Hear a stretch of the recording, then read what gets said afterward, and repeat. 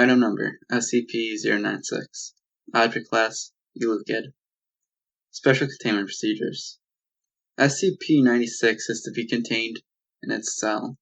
5 meter by 5 meter by 5 meter airtight steel cube at all times.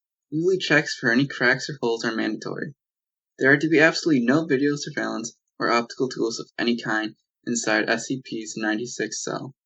Security personnel will use pre-installed pressure sensors and laser detectors to ensure SCP-96 presence inside the cell. Any and all photos, videos, recordings, SCP-96 likeness are strictly forbidden without any approval from Dr. Censored and O5 Censored. Description: SCP-96 is a humanoid creature measuring approximately 2.38 meters in height. Subject shows very little muscle mass, with preliminary analysis of body mass suggesting mild malnutrition. Arms are grossly out of proportion with the rest of subject's body, with an approximate length of 1.5 meters each. Skin is mostly devoid of pigmentation, with no sign of any body hair. SCP-96 jaw can open to 4 times the normal of the average human. Other facial features remain similar to an average human, with an exception of eyes, which are also devoid of pigmentation. It's not yet known whether SCP-96 is blind or not. It shows no sign of any higher brain functions, and is not considered to be sapient. SCP-96 is normally extremely docile, with pressure sensors inside its cell indicating it spends most of the day pacing by the eastern wall. However, whenever someone views SCP-96's face, whether it be directly via video recording or even a photograph, it will enter a stage of considerable emotional distress.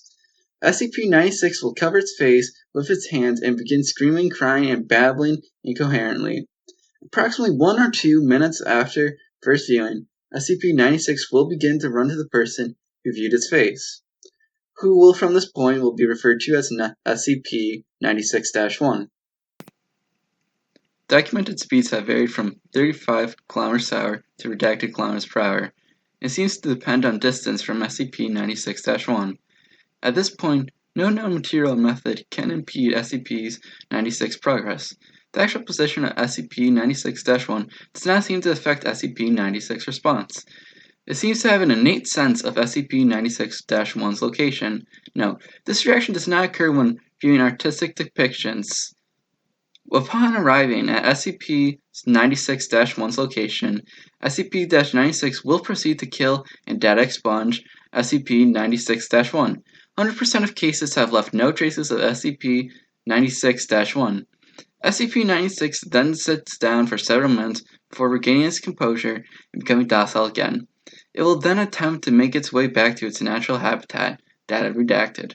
Due to the possibility of a mass chain reaction, including breach of Foundation secrecy and large civilian loss of life, retrieval of subject would be considered alpha priority.